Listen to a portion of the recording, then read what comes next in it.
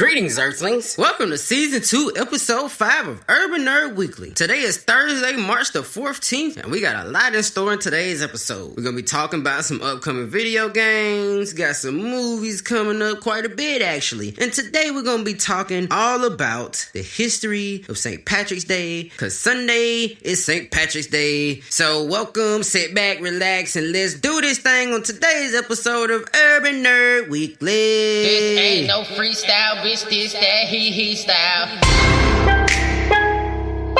Hey, it's your boy Spaceship, man. I got a new podcast out I want y'all to subscribe to, bro.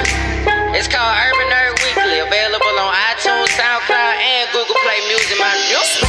Back up in the shit. I just snacks and cup of beats. I'm about to hit the stick, so go and follow me on Twitch. Now watch me. Crank that herb. Now watch me. Crank that herb. Watch me. Crank that herb. Now watch me. Crank that herb.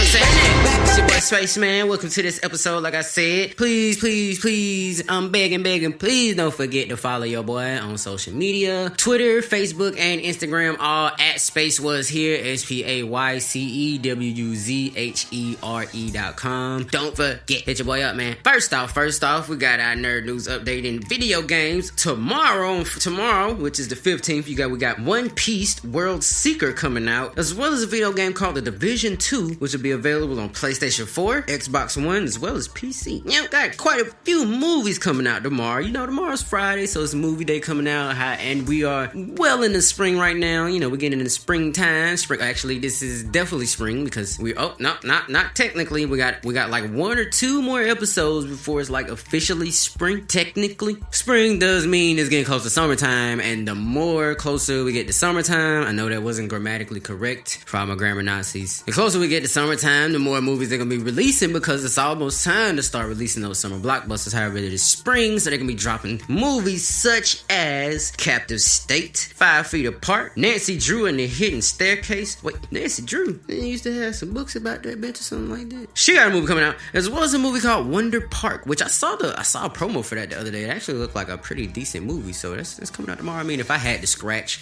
and the time, I'd probably go see it, but more than likely, I'm just gonna wait till a friend tells me about it and then decide based off of that whether or not I'm gonna go see it. Please don't forget to hit up the website, spacewashere.com, SPAYCEWUZHERE.com, and make sure you get all of the updates coming up about my stand-up, about future things going on with the show, as well as my skits and parodies that are about to be. I actually got a good couple of them in the can ready for you guys, so I'm gonna have them releasing quite a bit of time in quite a short bit of time. So I actually am pretty excited and I cannot wait. Before we get into today's topic, we're gonna get into some responses from last week's episode. And if I do recall, the question was, what is the food that you like to eat the most when binging movies or TV shows or video games? I might only say TV shows and video games, but I count movies too. Like if you're watching all 6 of if you're watching the entire Harry Potter series, that's binge watching, and that's your whole day. Because I tried that the other day. I was almost late for work trying to remember what happened, because there was one of the movies I didn't see, and it just popped up in the middle of them showing it. So I was like, oh shit, I don't remember seeing this one. And then my alarm went off, and I was like, oh damn, I gotta get ready for work because real life got in the way.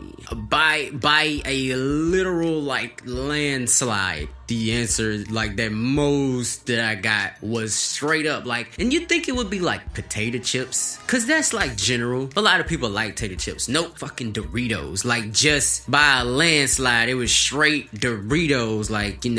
Salt and vinegar is cool and barbecue's fine, but when it comes to sitting there doing nothing, people want cheese and corn, and Doritos are doing the trick. Cheetos were not far behind, and then after that, there's the assorted flavors. And it was a good bit of people that like Pringles binge watching too. I could have just said chips, but the fact that Doritos just was blowing everybody else out of the water couldn't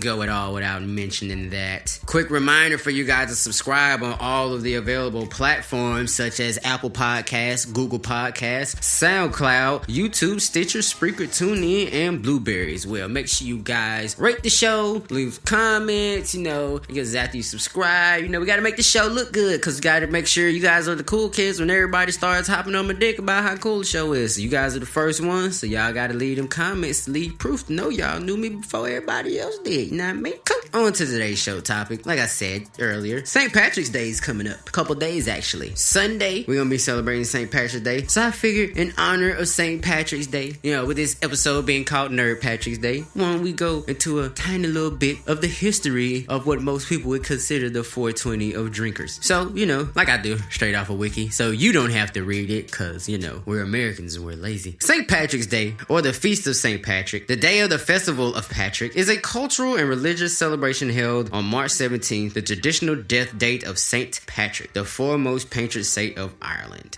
St. Patrick's Day was made an official Christian feast day in the early 17th century and is observed by the Catholic Church, the Anglican Communion, especially the Church of Ireland. I just want to first off, acknowledge that the more I'm reading this page, because I'm kind of reading faster than I am out loud in reality right now, and I'm starting to realize there's a lot of Christian undertones to a celebration where everybody gets sloshed and wasted. I just wanted to mention that. The day commemorates St. Patrick and the arrival of Christianity in Ireland, and celebrates the heritage and the culture of the Irish in general. Yes, because what a way to not promote stereotypes that all Irish people want to do is drink than a holiday devoted to drinking. Christians who belong to skipped a little bit. Celebrations generally involve public parades of festivals and the wearing of green attire or shamrocks. Christians who belong to liturgical denominations also attend church services, and historically the Lenten restrictions on eating and drinking alcohol were lifted for the day. Oh, okay, so people going through Lent, they can,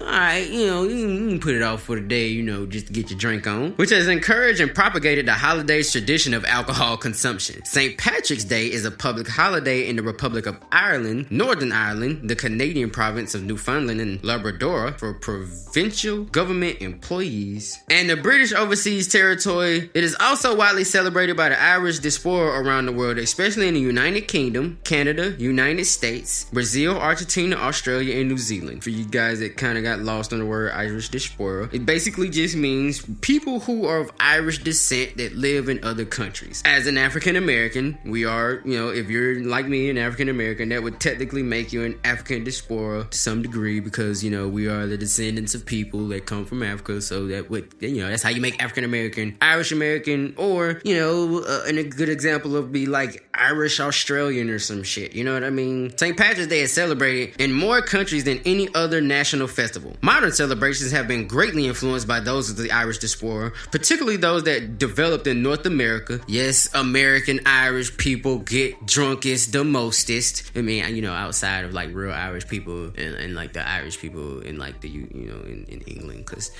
those motherfuckers can drink. In recent years, there has been criticism of St. Patrick's Day celebration for having become too commercialized and for fostering negative stereotypes of Irish people. I wonder how that could have ever happened. Today's St. Patrick's Day celebrations have been greatly influenced by those that developed among the Irish diaspora, especially in North America. Until the late 20th century, St. Patrick's Day was often a bigger celebration among the diaspora than it was in Ireland. See, I knew that shit, because, that's what happens in America. We take over that shit, and then commercialize that shit. We do it more than the people in Italy don't sit there and eat spaghetti every day, bro. But people that are Italian in America will eat spaghetti 6 times a week just to prove to y'all that they're Italian. It's crazy. Celebrations generally involve public parades and festivals, Irish traditional music sessions, and the wearing of green attire or shamrocks. There are also formal gatherings such as banquets and dances. Although these were more common in the past, St. Patrick's Day parades began in North America in the 18th century, but did not spread to Ireland until the 20th century. The participants generally include marching bands, the military, fire brigades, cultural organizations, charitable organizations, voluntary associations, youth groups, fraternities, and so on and so forth. However, over time, many of the parades have become more akin to a carnival. More effort is made to use the Irish language, especially in Ireland, where the week of St. Patrick's Day is Irish Language Week. Fun fact, my real name in real life is Chauncey, comes from Ireland. Since 2010, famous landmarks have been lit up in green on St. Patrick's Day as a part of Tourism Ireland's Global Greening Initiative, or Going Green for St. Patrick's Day, which, that's what the fuck that is. That's exactly what that should be. The Sydney Opera House and the Sky Tower in Auckland were the first landmarks to participate participate, and since then, over 300 landmarks in 50 countries across the globe have gone green for St. Patrick's Day. So y'all can go green for St. Patrick's Day on a day where people aren't doing much but drinking anyway. But as soon as Barack Obama to tell y'all to turn y'all cell phones off for a day, y'all act like y'all can't even drive down the street. But that's whatever. Christians may also attend church services, and the Lenten restrictions on eating and drinking, like I said earlier, are lifted for the day. Perhaps because of this, drinking alcohol, especially Irish whiskey, beer, or cider, has become an integral part of the celebrations. The St. Patrick's Day custom of drowning the shamrock or wetting the shamrock was historically popular, especially in Ireland. At the end of the celebrations, a shamrock is put into the bottom of the cup, which is then filled with whiskey, beer, or cider. It is then drunk as a toast to St. Patrick Island or those present. You know what I'm saying? So basically, it's just like, we can toast to the country, we can, it's like they're getting drunker as the options are going along. It's like, first off, let's drink to the St. Patrick. Yes. You know what? Let's drink to Ireland. You know what? Let's just drink to everybody that's sitting right here with us that's drinking right now. I don't want to do anything. That's exactly what it sounds like is happening. The shamrock would either be swallowed with the drink or taken out and tossed over the shoulder for good luck. Irish government ministers travel abroad on official visits to visit various countries around the globe to celebrate St. Patrick's Day and promote Ireland. The most prominent of these is the visit of the Irish Prime Minister with the U.S. President, which happens on or around St. Patrick's Day. Traditionally, the Irish Prime Minister presents the U.S. President a Waterford crystal bowl filled with shamrocks. This tradition began when in 1952, Irish Ambassador to the U.S., John Henry, sent a box of shamrocks to President Harry S. Truman. From then on, it became an annual tradition of the Irish Ambassador to the U.S. to present the St. Patrick's Day shamrock to an official in the U.S. President's administration. It's kind of like that shit just started off as a prank, and it's like, fuck it, we're gonna keep doing that shit every year. Although, on some occasions, the shamrock presentation was made by the Irish Prime Minister to the U.S. President personally in Washington, such as when President Dwight D. Eisenhower met the Irish Prime Minister John A. Costello in 1956 and President Sean T. O'Kelly in 59. That's about all. There's a little bit more here, but it's mostly like shamrocks, drunk. It's a little mythological stuff, but all in all, somehow we decided long ago to celebrate the patron saint of a country, and it became the basis for the stereotype of the people from that country. And you know what? This is America. That is America. Don't talk shit about us and say we're drinking all the time. Yeah. Okay, how about we just give y'all a day to drink? You know what? We'll give the Mexicans a day to drink too, just so y'all don't feel bad. Cinco de Mayo be coming up and you'll drink so much they forget about that shit. But that was today's topic. Happy St. Patrick's Day if you celebrate, or if you're just now checking this episode out on Sunday. Happy St. Patrick's Day today in the future present, because it's future for me in the present for you. We're gonna get into today's question of the day, and I'm gonna throw the deuces to you guys. The question of the day is, what do you believe to be the most unexpected scientific advancement in the time that you've been alive? So I'm giving anybody a listen, whoever's listening. This question is a pretty broad question. It applies to you in your lifetime. So however old you are, like whenever you were born to like right now, what is the most impressive, like mind-blowing scientific advancement that you personally have gotten to witness? Like myself personally, I think currently it's probably, like video chat. I was one of them kids that thought it'd be really cool. It'd be like on the Jetsons where they get to talk to each other on the TVs and stuff. I'm like, yeah, that'd be cool if we could do that. Now the phones and the computers can do that, and the TV can do that, and the government can watch all us get butt naked. But it's all good, because it still qualifies my answer. It's mind-blowing to me. However, once they start having flying cars, it's a totally different answer. I'll probably bring up this episode just so I can let y'all know the answer has changed and I'm in my flying car right now. But that's today's question of the day. Please send all of your answers. You can even leave it in the comments on the description pages of Google or Apple Podcasts or any other podcasting service. You can hit me on social media, Twitter, Instagram, and Facebook. Space was here. If you add a .com to that, you can check out my website, join the mail, and listen. Send me a little message and leave a comment directly on my website with your answer. And be sure to listen out on the next episode to see if your answer is one of the answers that I give. My name is Space was here. I thank you guys so much for tuning into the show, man. You guys have no idea how much I love doing it. You have no idea how much I love it when you guys listen, click on the computer, and I see all the numbers. And I know you guys are showing love, so I just want to appreciate. Until next time, my name is Space was here. See, because I was here, but now I'm